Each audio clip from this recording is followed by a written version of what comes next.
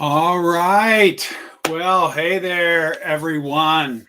I have been waiting for this day for it feels like forever, and it's just been a couple months because AI in general is so new. I mean, it's crazy to think that it hasn't even been a year since Chat GPT was made public, and now they say something. There's like 100 tools a week getting created and so if you are joining me here, I would love to be able to see your name and your comments. So I see some people have already started saying hi. Love it. You're here.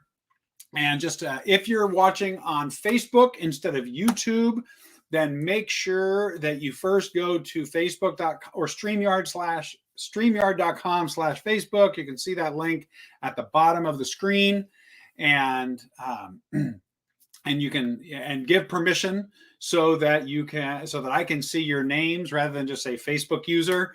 Something I am kind of here is so people are saying hi. I see people from California and coming all over.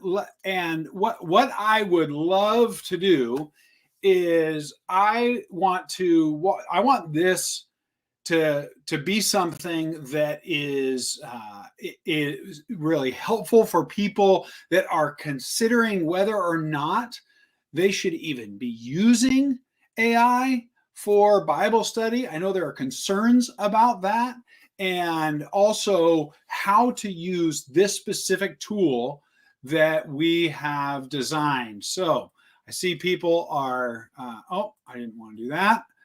It was this one I was trying to turn off.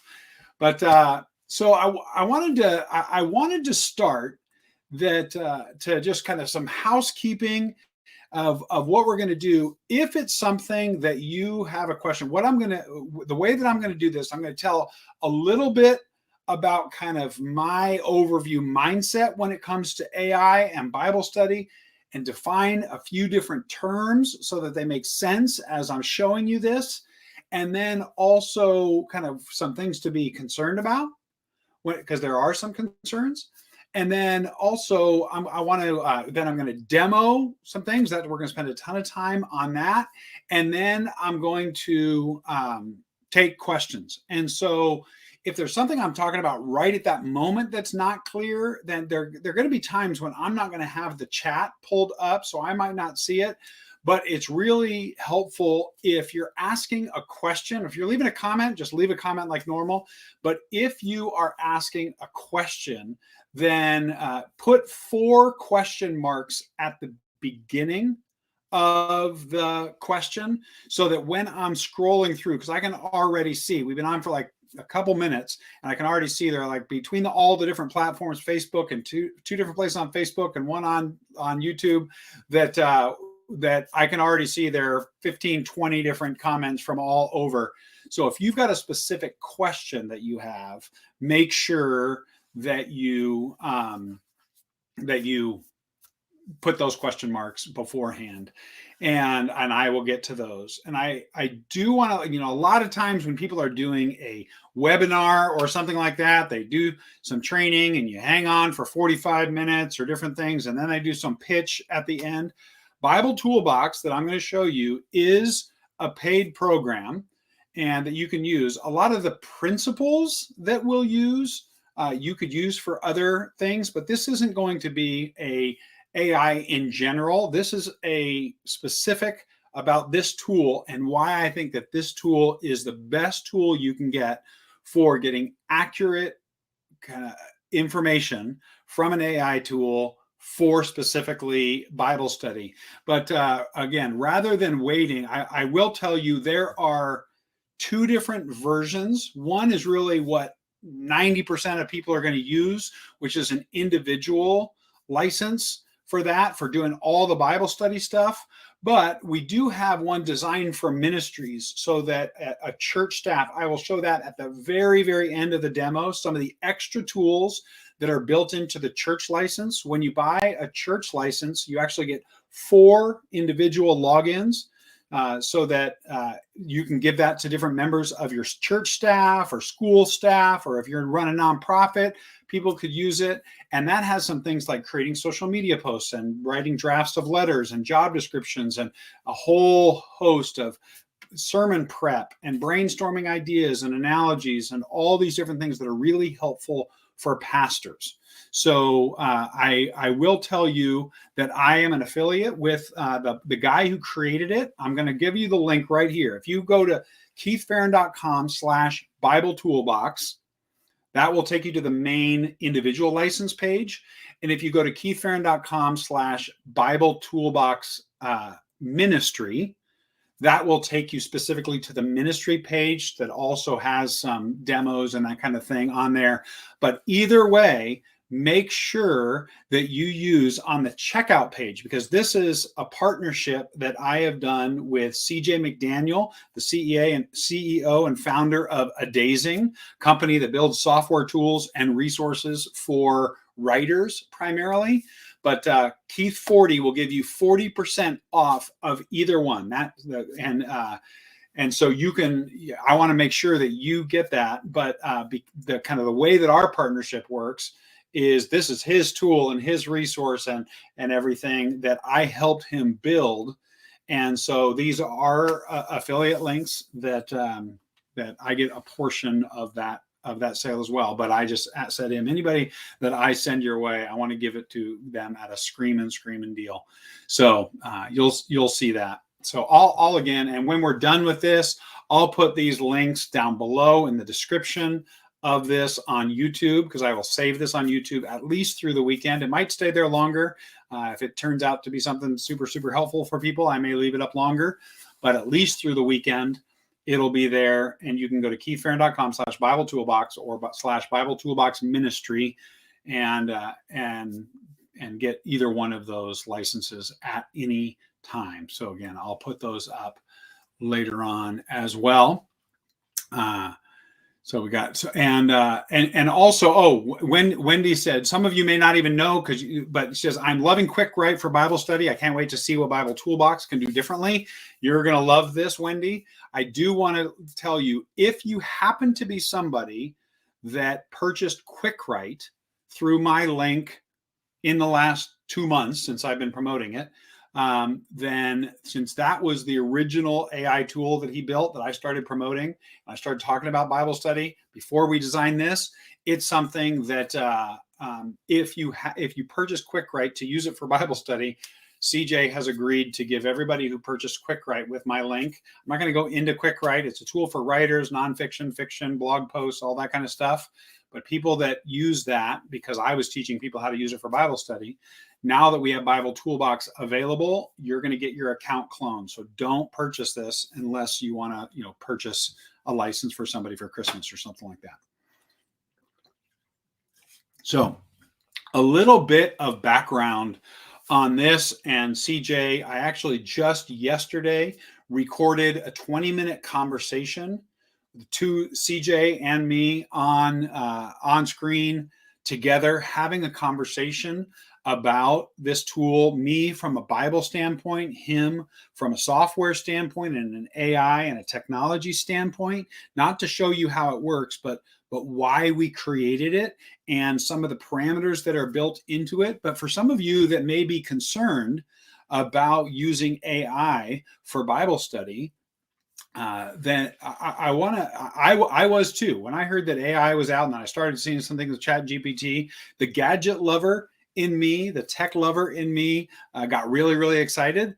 But I also was pretty nervous about kind of where's this information coming from and what is it kicking back? And because if you just go to Google and start searching things on Bible, you're going to find all different kinds of things. I'm like, how is AI working? And so as I started looking at it more, and then I knew that CJ from Adazing, he gave me early access to QuickWrite, which is the tool he created for writers. And I started looking at that and I started testing some things out in there with Bible study, and really was amazed at the results that would come back. And so right back there in that chair, I sat and had a long conversation with CJ, who lives on the other side of the country from me. And I started saying, man, this would be amazing if we could add some things to this. I didn't even think about at that point in this first conversation about building an entirely different piece of software. But I said it would be amazing if we could build into some of these drop downs and different things, some ways for people to get background studies or word studies or main idea or life applications or different things as they're studying a book or a topic or a person in Scripture, as they're doing some deeper study of Scripture, to do some research on there. And he's like, I think we should build a whole piece of software. So that led to us having these conversations about how we would design the software, what it would do, who it would be most helpful for, what are some of the bugs that are in it. And so it's something that when you think of AI, a lot of people I'm going to give some of the basics of how it works. And this is going to be, for those of you that are really tech minded, this is going to be a way oversimplification. But if you think of Google or Bing, you go in and you type in, hey, tell me about the Apostle Paul. Well, it's going to go out and find articles and blog posts and all that and link directly to those, where you then go and you read that blog post or you read that article or you read that social media post or whatever it kicked back. It's linking you to, think of it like you go into a library and you ask a librarian, this is maybe the analogy, you ask a librarian for some books on the Apostle Paul, and they say, oh, you go to this section, here are different books, and it's your job then to read those books and glean what you can get from it. Think of AI as a librarian who has read every single book, and when you ask them a question, they give you back an answer based on all of these books that they've read. They kick back an answer that is a conglomeration of the most common things written about the Apostle Paul, for example. And of all the books that have been written, here are the things that are said over and over again. Here are what we can cross-check and reference and all of that, because it's talked about a lot. The idea of an AI engine is not to find the random thing. If you just go to Google or Bing, you'll find some good things, but you'll also find the most random thing of something that somebody has really good SEO so that their article is found, but their article is crazy, right? Whereas AI is saying, this is the overarching summary based on reading 1,000 different things. And so for the AI engine to work well and to be something people want to use, it can't recommend all the little tiny random wrong things that are just random out there. It, by design, is built to give you kind of the best summary based on what question you ask. And in the AI world, the questions are referred to as prompts. And so a prompt can be very specific, or it can be very general. Like if you go into ChatGPT or Bing or any other tool and you just say, tell me about the Apostle Paul. Well, that's very different than if the question that you ask this librarian that has read every book there is to read, it's something where if you ask, give me an overview of the life of the Apostle Paul and include references to his life at the time of Christ and in the 20 years afterwards, and include information about his family background, his political background, his religious training, and you give this really robust question, well, that's going to give a very different response.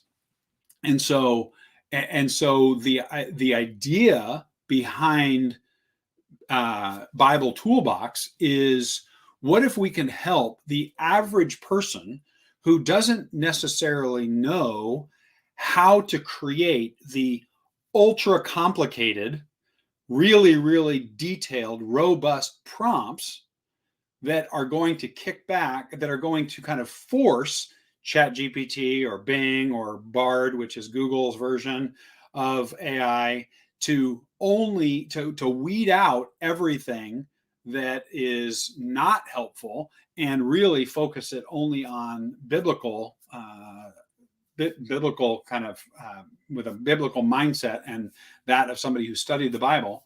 That what if we could create something that through simple kind of almost like just drop down menus, which you'll see here in a minute. And so the idea of it is, let's protect people as much as we can from bad information, because we're creating prompts that have the clearest guardrails as we find the best information by creating, based on questions that we ask, it creates on the back end this super complicated prompt that then goes out, and that then kicks back the information. And so I do want to say, when we pick up the Bible, the goal of reading the Bible is not just to learn the information. It's not just to glean information and learn a life application. The purpose of us being in the Word is to connect with Jesus, to be with him, to hang out and spend time with our Heavenly Father. And so as we do this, as we use any AI tool, but as we use BibleToolbox, this is accessing lots of information that is out there. And so just the same as if you would read a commentary that's an in-depth overview of the life of Paul, or you did a word study using an expository dictionary or something like that. If you use any of these tools, the goal should always be that this deeper study and this information, this content that we've just acquired, should lead us back into prayer and application and meditating on God's word and being in conversation with him. And so I want to make that clear from the get-go, that as you see what this can create and produce, that the goal of all of it is not to make it so that you don't have to fact check things. You don't have to do any more research. Just like I don't care how trustworthy your pastor is. You should also be looking at the word to make sure that what your pastor says is true. I just love that passage from Acts 17, when Paul is traveling and he goes to Thessalonica, and then he goes to Berea, and then he goes to Athens. Most people look at Acts 17 and focus on the long part of his time in Athens. But there's one paragraph in there where it says, now the Bereans were of more noble character than the Thessalonians, for they received the message with great eagerness and examined the scriptures every day to see if what Paul said was true. The whole focus of the Bereans was, yes, as they were in the word, they heard more information from another teacher and they were excited about it. But man, they even fact check. I mean, think about that. These average, everyday Berean people double checked the teaching of the Apostle Paul. Right? And so if they're checking up on the Apostle Paul, you should check up on anything that I say. You should check up on anything that's coming out of a commentary. You should check up on anything that is coming out of BibleToolbox. And so we've put up, kind of like we talk about guardrails. CJ and I use the phrase guardrails all the time when we're talking. And just like there are guardrails that prevent a lot of accidents and prevent accidents from being worse than they could be, that doesn't mean that a guardrail is going to stop every car accident that could ever happen. They're helpful, they're necessary, they stop a lot, but there's no tool that is perfect. And it's partly also, I want to make clear as we're looking at this, as I've been setting up this live stream, I've already found some things that I've been commenting to CJ and saying, hey, don't make all the changes right before I'm going to go live. But hey, here's a list of some things that I would love to see this do a little bit differently, or this was a little bit of a glitch in the way the text showed up or whatever. And so we're trying to also make this better. So Wendy asks, is BibleToolbox going to reference Bible chapter and verse in its answers unlike QuickWrite? Yes, a lot more. And you'll see how this works. So here's what I want to do now is I just want to dive right in and show you BibleToolbox and how this works. So depending on if you're on a big screen or if you're on a little phone or something like that, it might be difficult to see some of this, but it's also something where I will be able to blow up a couple things. But if you can switch to a computer, it certainly is going to be better, or make your screen full screen if you're on a tablet or something like that. But here we go in here. Oh, I didn't want to do that. I'm going to keep the comments there. So BibleToolbox, when you log in, so if you go to BibleToolbox, like I said, this BibleToolbox.ai, oh, get out of here, is something that if you go to these, keithfarron.com/BibleToolbox, it will take you to this page. BibleToolbox, the pastor's one, will take you to this page that has things for sermon prep and resources for your church and all this kind of stuff, social media posts, all of that. Either one of them, the coupon code Keith40 will work. So to take 40% off of those. But once you go there and you register, then you'll click this login button. You'll log in, and this is what you'll find. For those of you that have used QuickWrite, it looks very similar. It's built on the same platform, if you will. And I've just created some examples of what we could see in there to show you, so that we didn't wait for me to type everything and all that. But I'm going to show you the basics, and then we will then I'll open up some of these other ones. So if you create a new project, so you're just in BibleToolbox and you create a new project, and we'll see as I'm streaming live and having all these things going at the same time, then it opens up this panel that is 3 columns that has at the top some of the things that you'll be doing. You will want to select a specific Bible translation for. That's one of the things we built in. So we've put in the 7 most popular common Bible translations. So we've got the New American Standard, the NIV, the King James, the CSB, the ESV, the New Living Translation, and the Berean Standard Bible, which, if you happen to be watching this and you're in full-time ministry, the Berean Standard Bible, which is a fantastic translation. It's probably most similar to the NIV, sliding over to a little bit more of the what they call formal equivalents, or word for word, of like the CSB into the ESV and NAS. But the BSB just announced in the last few months that it is now public domain. And so for pastors and churches that are printing things and putting things on their screens and all that kind of stuff, the BSB is an absolutely amazing translation. I'm going to do a whole video on that because I just found out that they went public domain. It happened, I think, a few months ago, but I found out about it just in the last couple of weeks.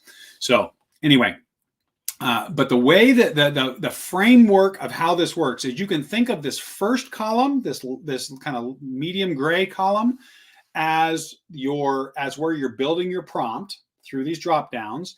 And the middle column is where, when you click generate content, it sends that prompt out, and this is where the content comes back. And then moving content to editor, or copying and pasting some into this white section over here, is where you compile all your notes. One thing I love about this more than any other AI tool that I've found is this feature over here in the white section, where you see this save document, export to Word, and PDF. is because if you're studying, like for me, I teach Bible study. And so a lot of times in the Bible Life community, we're studying a book of the Bible. Well, if you're spending 2 months studying the book of Colossians, like we did this fall, then it's amazing to be able to do some of the research on, when you're doing kind of the big picture overview, to do some of the background studies on your author or audience, and then save that, and then come back in later when you're studying a specific verse and you want to do a deeper study or a word study or something like that. And so to be able to keep everything in one place, and then when you're done with your study, to be able to export that to Word, so you can even doctor it up a little bit more or add some resources you found other places. And it just becomes a place where you have this resource list. Because as you saw from the document manager when we logged in, I have a whole bunch of things in there because this is logged into my account. And I will show you the first thing that you see, other than Bible translation, which not everything really need. You can leave that Bible translation drop down as it is. You don't have to select one every time, but if you're doing a specific thing, you're trying to have it kick out some verses and you want it to actually quote the verses and that kind of thing, then sometimes it's helpful. So you'll see, I'll walk through these kind of one at a time, but I want to tell you this drop down, the Power Editor is more similar. If you've even played around with Bing or ChatGPT, Power Editor is just CJ's version for kind of an open prompt where you can just click in there and create, you can say, you can put anything in there. You can actually, it's kicking it out to primarily it uses the ChatGPT 3.5 and 4. So it's using both, depending on if it's a complicated one that needs something really robust or it's needing something a little faster. But the paid version of this is something that on a big scale, CJ is paying for the fastest, best version of ChatGPT, which is 4.0 right now, as of the recording of this. And if you go straight to ChatGPT, you only have access up to 3.5 without paying $20 a month ongoing forever. And just so you know, the licenses you get at BibleToolbox, there isn't a membership. There's only a lifetime license and you get all updates forever. So once you own this, you own it forever. There is no monthly fee. But the Power Editor is the same as an open prompt. But you can also then go to Bible study, which is where we'll spend most of our time today. And then you'll see what writer type. Do you want your response to be more like a biblical commentary, so it's more conversational, or like a biblical theologian, so it's a little bit more academic, and or like a youth pastor would say some things, because some of these things are building in main themes and ideas, which we'll get to. And so youth pastor, content relevant to teenagers, or a biblical children's curriculum. So depending on what kind of response, how do you want some things worded? How do you what do you want? This is one of the guardrails, if you will, is because this is not just saying, if you just say, tell me about the Apostle Paul, well, ChatGPT or Bing, they don't know whether you're wanting this from the perspective of an atheist or a cynic or a biblical theologian. And so depending on what you choose here, it's one of those guardrails. And then what kind of, so you can select that. And then what study type? Do you want to study a book of the Bible or a passage? Do you want to study a topic? Do you want to study a person or a group of people?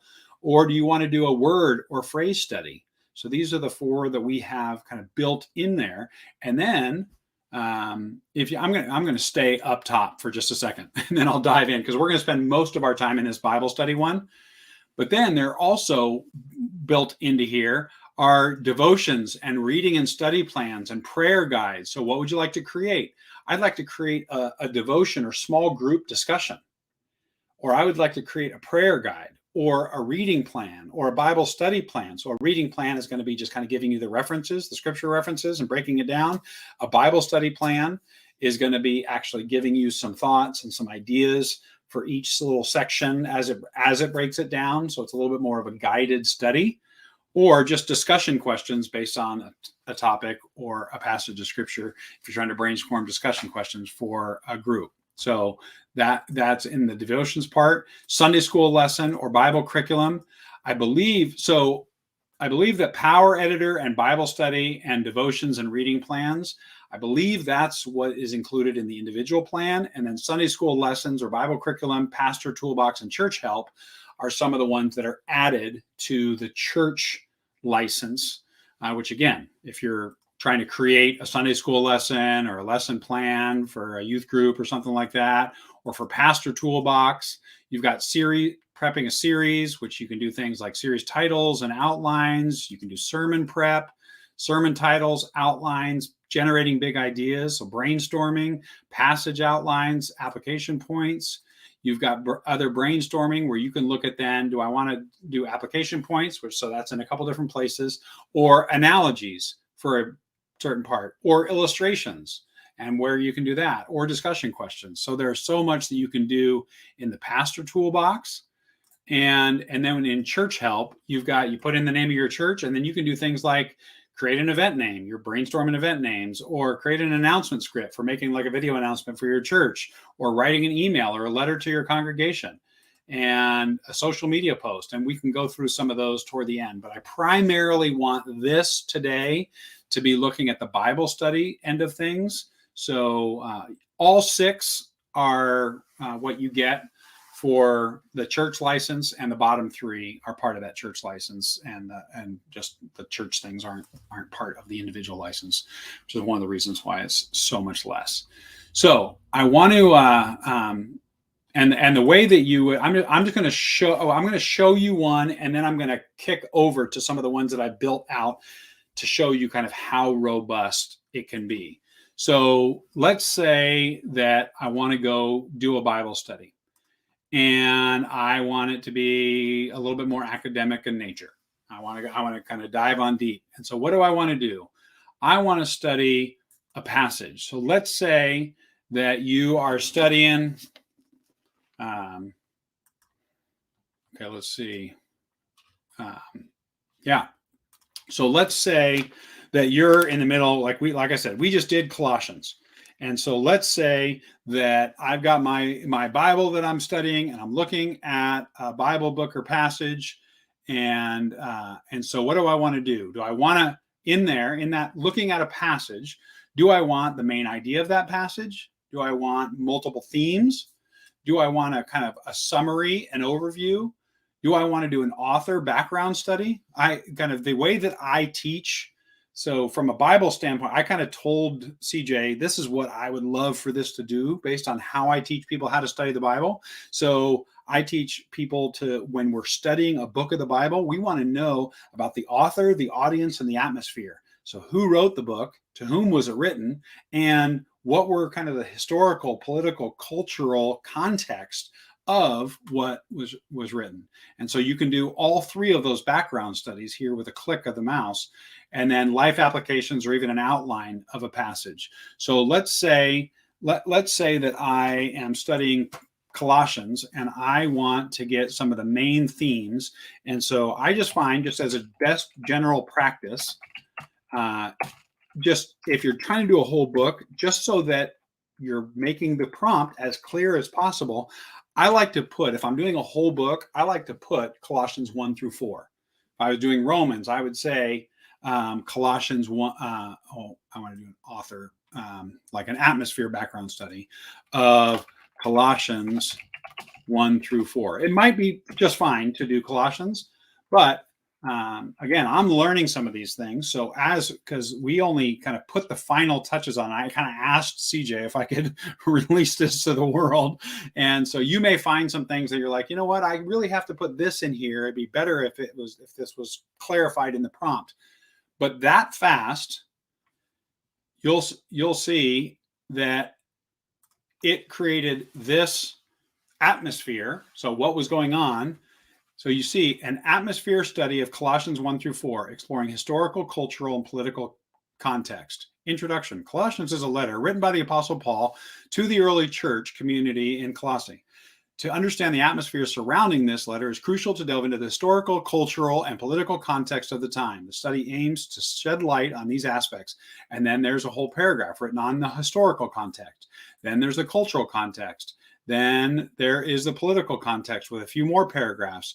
And then it actually, in the atmosphere, it gives me some key themes of Colossians 1 through 4, and then gives a summary of that.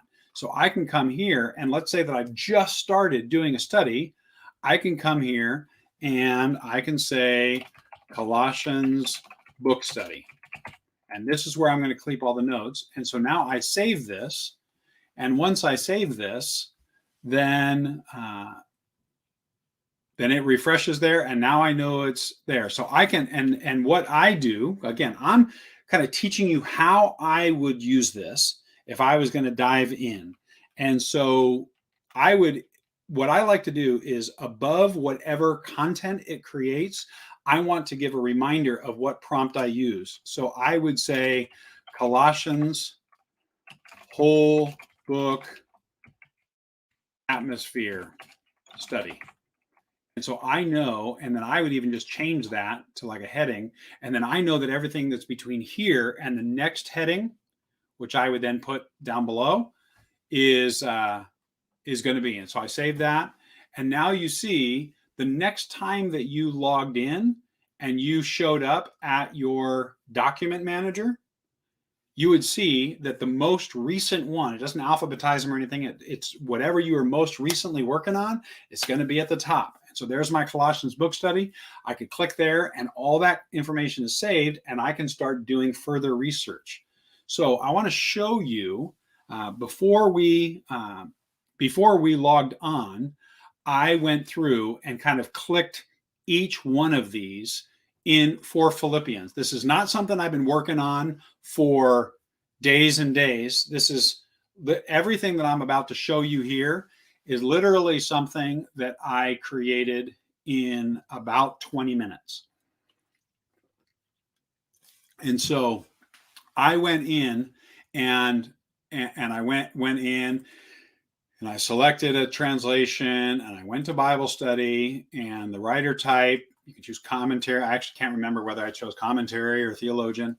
And then I went to a Bible book passage, and I just went through every one of these. So Philippians, main idea, Philippians, main themes, Philippians, summary and overview.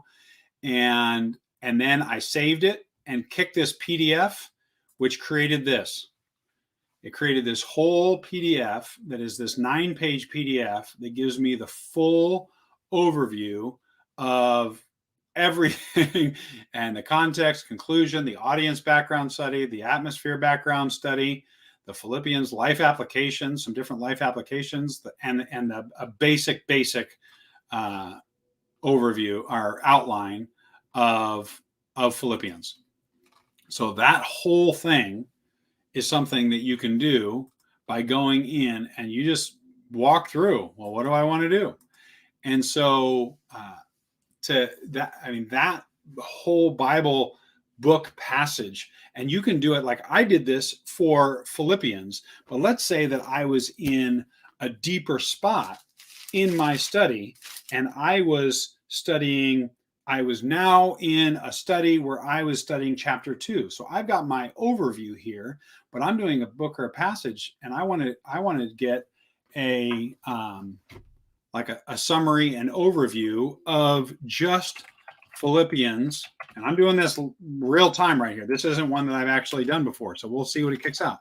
Philippians 1 through 4, which is that first paragraph. So let's say that I was now to the place where I've done the overview, I've done the background, I've done a lot of the overview kind of stuff and outlining of the book. And now I want to, I'm now to the place where I'm just looking at a few verses a day. I oftentimes, if you haven't read any of my stuff or read or watched my relational Bible study videos or any of that, then I oftentimes use the analogy of a movie that we want to watch the movie and then we want to study the scenes. You don't do the backwards. You don't study the scenes before you watch the movie. And so if what I've already done in this PDF is watch the movie, then now I might be spending a day just studying that scene of verses 1 through 4. Look at what I could go down to the bottom and I could just move that content to the editor. And now I see I'm right here and I can say, passage study, Philippians 2, 1 through 4. And so I then once again go here, and now I know this, and I've got 4 different paragraphs written on here about unity, humility, selflessness, connection with Christ, and kind of got this commentary that is a conglomeration of so many different ones. And then let's say that even as I'm doing that, I'm just going to kind of go down the rabbit hole of what we can look at. So he talks in here about humility, right? Do nothing out of selfish ambition or conceit, but in humility consider others as more important than yourselves. So this would be one where I'm going to go ahead and I'm going to save this again. And so it's got all that content there, and you don't necessarily have to save it after every single search. I just find that that I want to make sure that it doesn't crash. So I want to do a word study on humility. So I'm going to go, this translation that I'm reading is humility. So it uses the word, because you want to make sure when you're doing a word study, you do want to pick a translation because it's using the word as its reference there. So I'm going to say, I'm doing a Bible study, and I want it to be pretty a deeper one. So theologian, and I'm going to do this word study, and it gives me some options of if I'm not specifically in Philippians, I'm like, what is it? What do they mean by faith? Let me look at faith. You can just choose kind of a 1-paragraph overview of faith, or I could even just choose a 1-paragraph overview of humility, or I can say word or a phrase as it relates to a certain passage. So I want the context to be that word in that passage. So if I say I want to look at in Philippians 2, verse 3, I want to look at the word humility.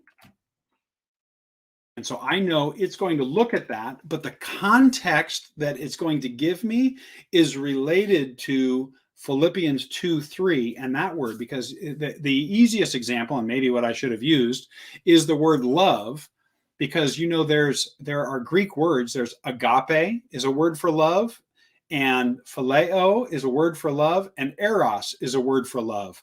And we see the word love in a Bible passage, and we don't necessarily know which one it is. So if you go to word or phrase as it relates to a specific passage, and then you put in the passage, and then you put in the word, it's going to make sure that the word study that it's kicking out is a word study that is related to that word. Oh, I think I must have accidentally clicked it again. So you see, you know what? I think I accidentally changed it to summary and overview and click generate content. So let me go back to word study. Sorry about that, everybody. Philippians 2, 1 through 4. Hold on a second. I'm just going to save this and refresh this to start. So I make sure that it's not giving me weird things. So I'm in the CSB. I want to do a Bible study. I want it to be a theologian, and I want to do a word study as it relates to a passage. Philippians 2:3 and humility. So I am going to generate content, and so it's going to kick it out there. And while it's kicking that out, I oftentimes will, at that point, go in and do word study, humility, Philippians 2:3. And so you see that what it's kicked out is to conduct an in-depth word study on the concept of humility as found in 2:3. We will first examine the verse within its broader context and then explore the original Greek term used for humility. And so it gives, and you see how it there says Philippians 2:3 in the CSB states, do nothing out of selfish ambition or conceit, but in humility consider others as more important than yourselves. And then it gives some context. And then it goes into the Greek term. The Greek word used for humility in this verse is Tapanophrosine. It's derived from tapanos, meaning lowly or humble. Here's the word study, the root definition, the biblical usage, theological implications, counter to worldly thinking, and how some ideas and themes and that kind of thing, some practical application. All of that came from the word study specifically as it's related to that passage.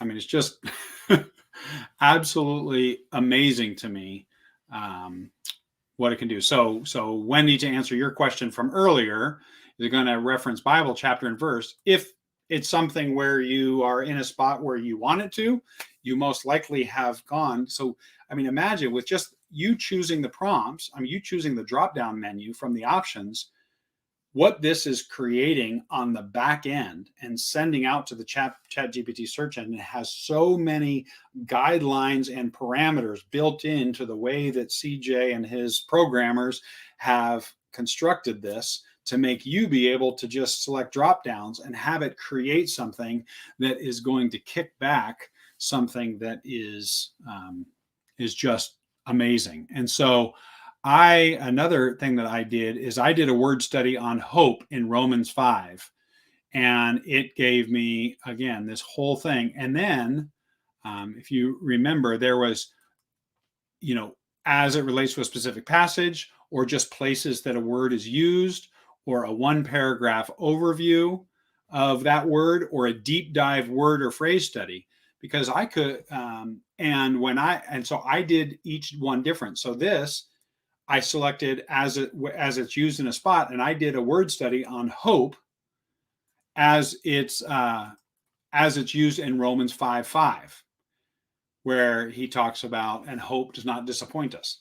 And so there are these concepts of hope, and the Greek word elpis, and he's got hope as an anchor, hope in Christ, hope in salvation, where it's got different references to other places that this specific Greek word that's used in Romans 5:5 is also used other places. Another time I did hope, but just selected where else is it used, and it's built to give you up to 20 references, and it looks like it even gave more than that. So maybe CJ changed it since we did it last time, when I said I wanted to be able to give more if there are more times where it's used. So it looks like it's maybe 30. And then I said, give me a one paragraph overview of the word hope. And so it kind of gives an idea of how hope is used in general in the Bible. And then a deep dive word study where it actually breaks down how it's used in the New Testament, the Greek word, and how it's used in the Old Testament with the Hebrew word, and gives this introductory with a breakdown of the Greek and a breakdown of, I believe, I might not have copied it all. I think I just didn't copy it before I printed it out. The part on the Hebrew word. So there is so much there that can be done with the Bible study end of things. But then even as you are creating a study plan, I mean, that's one of the things that I know that CJ is passionate about, is not only in-depth study and research, but having family devotions and using this to design family devotions. And so you could go in and say, you know what, I want to have a devotion. I want to create a devotion or small group. And what's your audience? Is your audience adults, young adults, teenagers, elementary students, or preschool children? And so let's say that you're a family, and your family has elementary students, and the topic, the subject, or the scripture that you want to look at is, maybe you want to do the same thing on that. As you're studying Philippians, you want to come up with a way to have a conversation as a family. You need some ideas for having a conversation as a family. And so you say, I want to create a devotion that would be helpful for elementary students on Philippians 2:1-4. And so you generate the content, and I got to tell you, every time that I use this, I'm constantly blown away by how robust. And just so you know, sometimes if you've used ChatGPT, you know that it just like almost starts typing within 5 seconds of you hitting it, because of the way that this is accessing it. The way that if you're utilizing the engine ChatGPT, and you're not on ChatGPT, then basically it creates the prompt. It sends it out there. It creates everything, and then it spits it back when it's ready. So you saw once it started spitting it back, the typing was so much faster than what you read when you're just reading it along at ChatGPT. So, but you'll see in here, that it might be easier to see if I move the content to the editor and just go down to the bottom. Of course, I have so much stuff that I've built in here.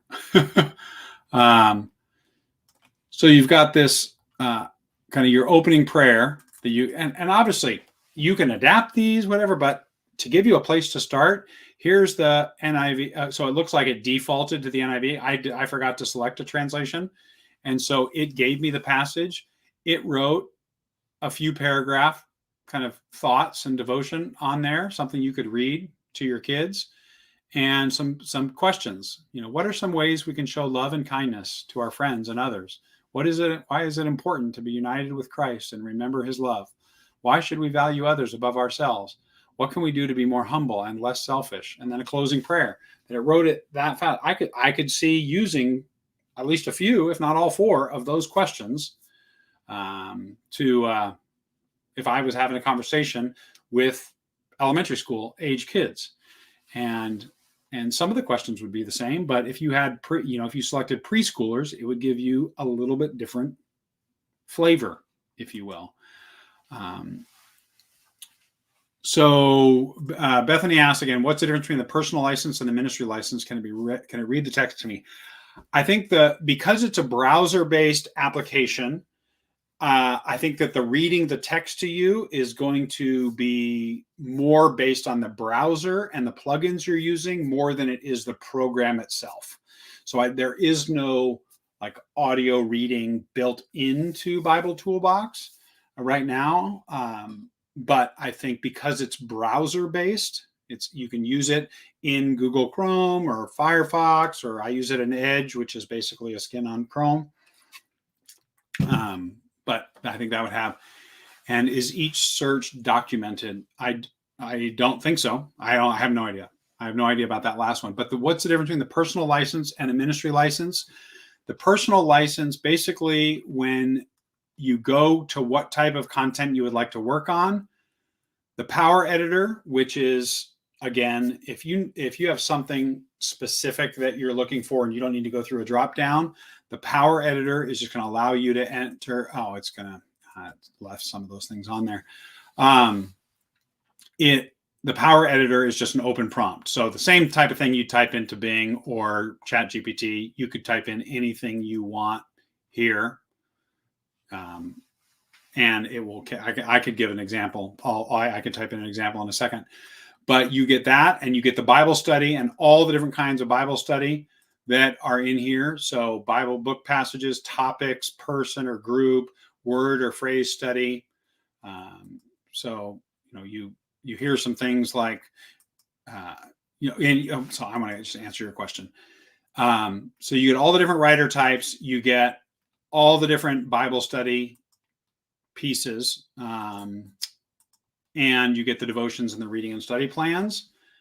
The addition in the ministry license, Sunday school lessons and Bible curriculum, pastor toolbox for brainstorming sermon ideas and illustrations and analogies, and the church help, which writing letters and social media posts and all that kind of stuff.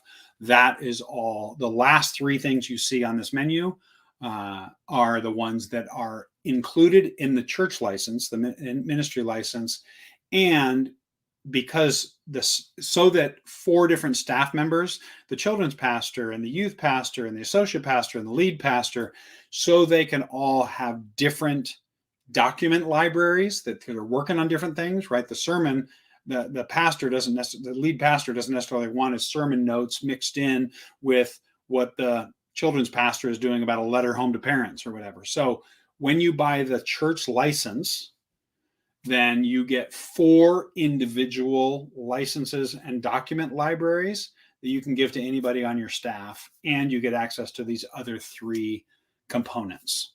So I guess what you could do is, if you were interested, if you were interested in some of these things, some of the letter writing and the sermon prep, and you had a reason for it yourself, you could certainly get a few friends and go together and get the church license, and then set up the 4 licenses however you wanted. But those are the differences, Bethany. And as I'm showing you this, if you want to put in 4 question marks so that I can see that it's a question, if you have something that you want to see what it kicks out, you've got an idea of a word study you'd like me to do, or a topic or person to see what kind of thing it kicks out, I can show you some of that. So if I'm like, again, let's say now the New Living Translation, I'm going to do a Bible study, and I want to do a person or a group, and the category type. Do I want to do an overview of their life? Do I want to do kind of a where they show up in the Bible, or lessons from their lives? So you hear about some people like Timothy. It doesn't seem like we know quite as much about Timothy as we do about Paul, but a lot of times you've got letters that are written to him. So what if I want to do an overview of their life? And so I write a person, group, overview of their life, Timothy, generate content. I probably should have started a new document because I'm still in this Philippians book study, but whatever, it doesn't really matter. So if there's something that you've seen on here that you want me to show you, I am happy to show you. So in that bit there, can I? No, it's not going to work. An in-depth biblical overview of the life of Timothy, a significant figure in the New Testament, played a crucial role in the early Christian church, etc. Here's a paragraph about an introduction to his life. His background is first introduced in Acts 16, 1-3. And then Timothy and Paul's relationship, Timothy's character and training, his partnership in ministry, his pastoral duties, leadership against false teaching, with different scripture references in there. So yes, Wendy, here's some scripture references. Personal encouragement. Timothy's life is a remarkable example. I'm going to go ahead and just move that there, so that you'll see it goes to the bottom there. There's all the stuff on Timothy. Now let's say, where do they show up in the Bible?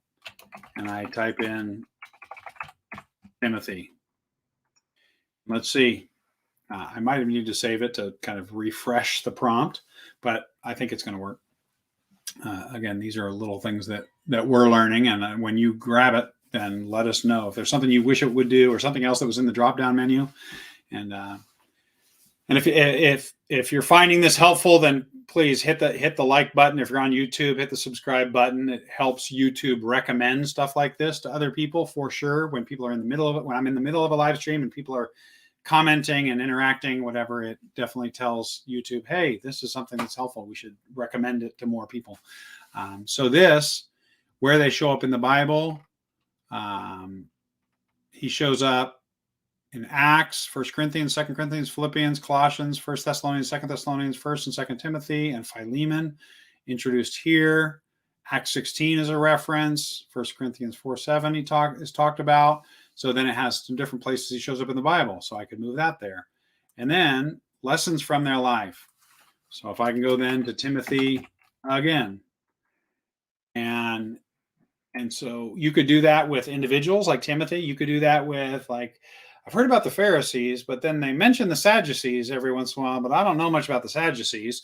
So you could type in Sadducees and see, and have it give you some overview of that, which to me, something like this is so much more helpful than just going to Google or Bing and typing in, tell me about the life of Timothy, and it just pointing me to 20 different articles that I need to read to piece everything together, some of which are going to be really good and some are not going to be helpful at all.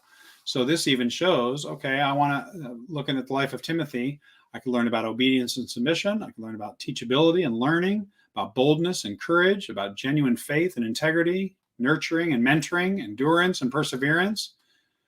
And so all of that, and then move that from there. Now I save this because Timothy is mentioned in the book of Philippians. So why not save it to the book of Philippians? And then now it's there. The next time that I go in, I've got that. So that, that is an overview of some of the things. The other thing that I don't think that I mentioned, I know I haven't mentioned it yet on this, but all of the things that CJ creates, whether it be QuickWrite or anything at Adazing or Bible Toolbox, has a 30-day money-back guarantee. So if you grab Bible Toolbox, play around with it, and you realize that it's not for you, then you have 30 days to play with it before you kind of really have to make a decision, if you will. So if you're coming into a little bit of vacation time and want to grab a copy of it now, and then be able to play around with it for the next few weeks, and as you're starting, maybe even building some reading plans and some different things like that, you can do that. I did, just in case somebody is watching this that is in the ministry realm, I did want to just show you a couple things. Like the Pastor Toolbox is one that you've got series press, sermon prep, brainstorming. So you could say I'm brainstorming application points or analogies or illustrations or discussion questions. So let's say I want to do some illustrations.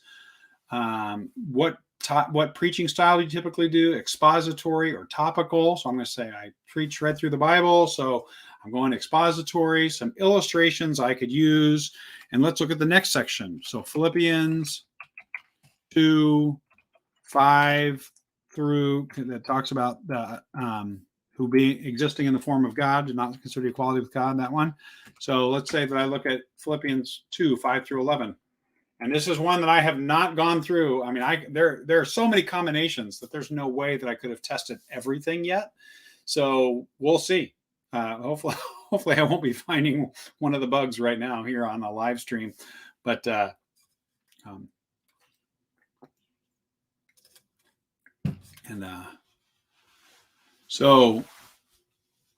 okay, so if I'm looking for some illustrations to use, the humble servant, imagine a prestigious king who willingly chooses to take on the role of a humble servant.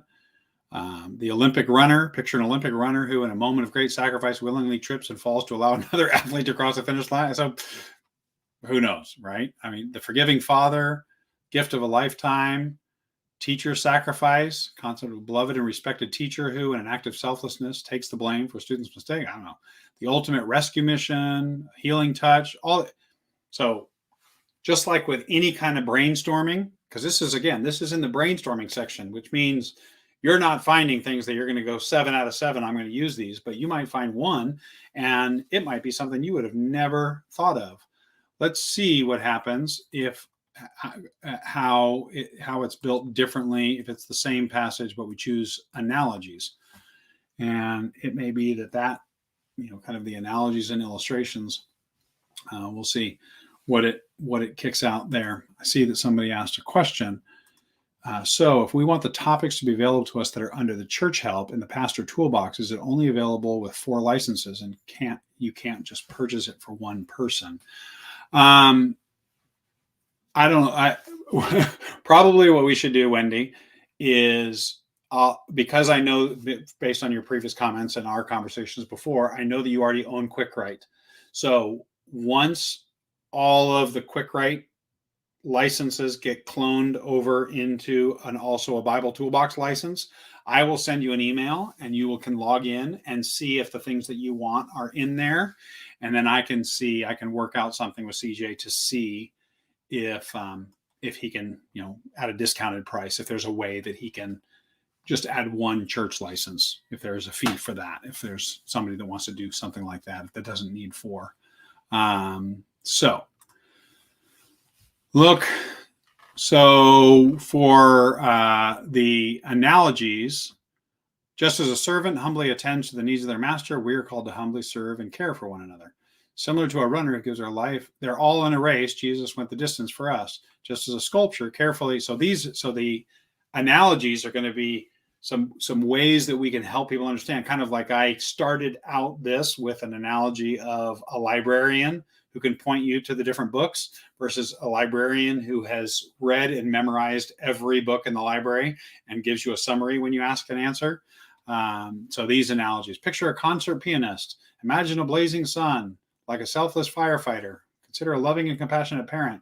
So these are the analogies. So analogies and illustrations, if you just as quickly as that, you're preparing a talk, whether you're doing a Sunday school lesson, you're talking to teenagers, you're preparing a sermon, if you could brainstorm, this was, I think it was 7 different illustrations and 10 different analogies. I'm thinking that in those 17, and you're gonna find something. And if you don't necessarily like everything that it has kicked out, clicking generate content again is going to have some overlap for sure, because the prompt is the same, but it's also going to kick out some new ones or reword some of the other ones, because no AI tool and no AI search is going to kick out the exact same summary again. So it did have so this one has a conductor one and a puzzle and a mirror. It had the sculptor and the marathon runner, which the first one did, but but this one has a lighthouse and a bird soaring high in the sky. Loving parent, I think we had that one. A seed buried in the ground dies, only to bring forth new life. So too did Christ willingly lay down his life for us. So there are so many different things that you can do there. So then just a quick example. I'm just going to come out of here and just show you some things with for those of you that are in ministry that wanted to do something. Click new project again, and let's say that this is something when I think about when I was on staff at a church, our staff was 2 people. Me, I did youth and I did worship ministry, and our lead pastor, who did all the lead pastor stuff and small groups. And so it was the 2 of us, and it would have been helpful. Now, granted, this is long enough ago, we weren't doing social media, but there are, I think 85% of churches in America are under 200 people. So there are more small churches with small staffs. But if I was saying, you know what, I'm doing something about family game night, and I'm planning out a family game night, and I want to go to church help, and our church is named, let's just use First Baptist, because there's a First Baptist church on every corner, and select the resource. Do I want to create an event name? So create an event name. Let's just brainstorm. Describe your event in a short phrase. Game night for families. Let's just do that. Game night for family. What's it going to come up with? I don't know if it's going to give me 1 or if it's going to give me 10 different options. Fam Jam Game Night, Fun and Games Fiesta, Family Fun Night Extravaganza, Game Fest Family Edition. Yeah, Game Fest Family Edition. So Fantastic Family Game-a-thon. I came up with a whole bunch. Joyful Gaming Family Edition, whatever it is. So you've got the event name, and you go, okay, there are my names. I'll pick those later. And then you go to, I won't do the announcement script right now, but you want to write a letter to your congregation, and you talk about let's just pick a name. Let's just go with Game-O-Rama Family Edition. Game-O-Rama Family Edition. A family game night on Friday, December, 15th at 7 p.m. And we are writing a letter. And so, again, this is something that to me is the first draft, is the thing that helps you save some time and create a majority of the structure and content, and is probably going to think of some things that you might have left out, right? And so here's this game night. You could put in an email or a letter, whatever it is. Invitation to Game-O-Rama Family Edition, a fun-filled game night for the whole congregation.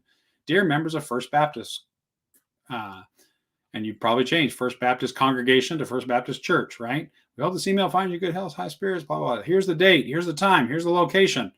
Game-O-Rama Family Edition. And you could have somebody change a couple of those. And then, so we've got that. And then we go, you know what? Well, let's create a social media post.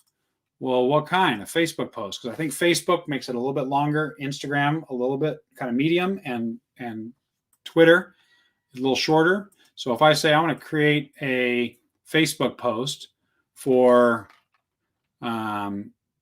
Game-O-Rama Family Fun Guild Game Night, and you can put as many details as you want. on December 15th at 7 p.m. And you create it. This is something that kind of blew me away. So you've got this. Hello, everyone. Join us for Gamerama. Hashtag family fun. Hashtag game night. And I move that social media post that's now sitting there at the bottom. And then I say, you know what? I want to do the same thing for Instagram. Look what Instagram does. It puts in all of the emojis and all that stuff. And then join us for Gamerama. And you can go move content to editor. Then you click another one. So you've got different posts. And then you just keep clicking. If you want to do one a day for 7 days, create each one, create another one, and then you can go and edit these and copy and paste them before you. I probably should have hit an enter in there so that they weren't all the same. But you could see you could build the social media by giving it the details that you want. I'm curious actually what it does if you do Twitter, if it makes it shorter or something like that. Yeah. Join us at Gamerama Family Edition on December 15th at 7 p.m. for a night filled with laughter, fun-filled games, and quality family time. Don't miss out at First Baptist Church. Gamerama Family Edition game night. Move that. Now you have another one. Just keep going. I mean, it's just amazing. So social media posts, create a worship set list. If you're a worship leader, it's going to give you, I think, 10. If you know that the sermon is on forgiveness. And so I'm going to see, and it'll come up with songs and a combination of hymns and songs and worship songs. And so what did it give me? Great Things by Phil Wickham, Same God, Echo Holy, Overall I Know. Some of these I know, some of these I don't know.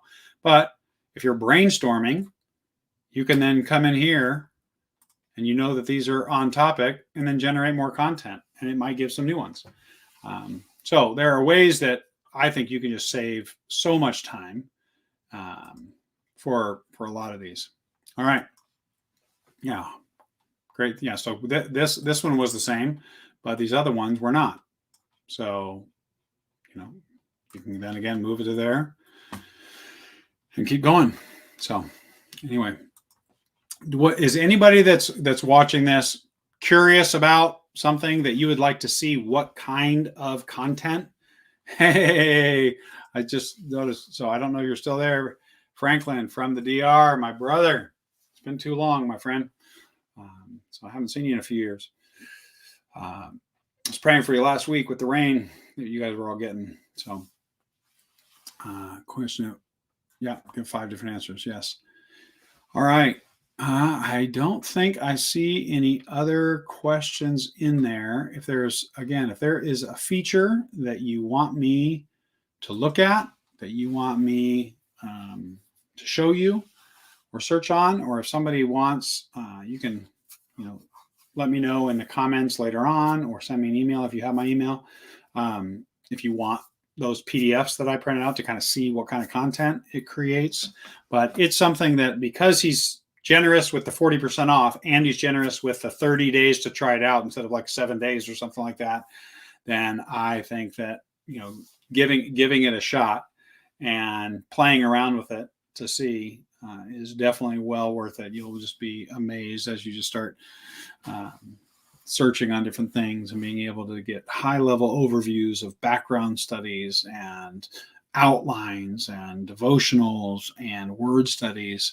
It's just amazing, and we'll keep adding more things and tweaking the prompts on the back end so that they give us even better information. So if you have something you'd like to see in there that you'd like us to add, then let me know that.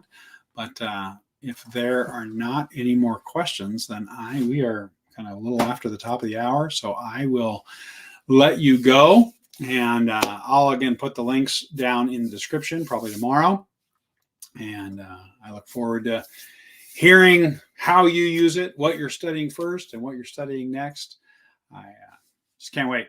So, all right, everybody, have a great night. Shoot me a question if you do have any questions. Put the questions in the comment. I'll be checking this live stream. So if you've got something that you want me to try out, then let me know. And I'll be doing some other little tutorials where I just show one piece of it. It's like a 3-minute video so that there's kind of a whole library of tutorials that how do I do a word study, or how do I do sermon prep, or whatever, instead of just always being a hour and a half or so live stream. So I'll be creating a whole library of tutorials that I'll have on my YouTube channel, as well as we'll probably put it on the Bible Toolbox site in the member library. So, all right, everyone, I hope that you have a good night, and we will see you next time.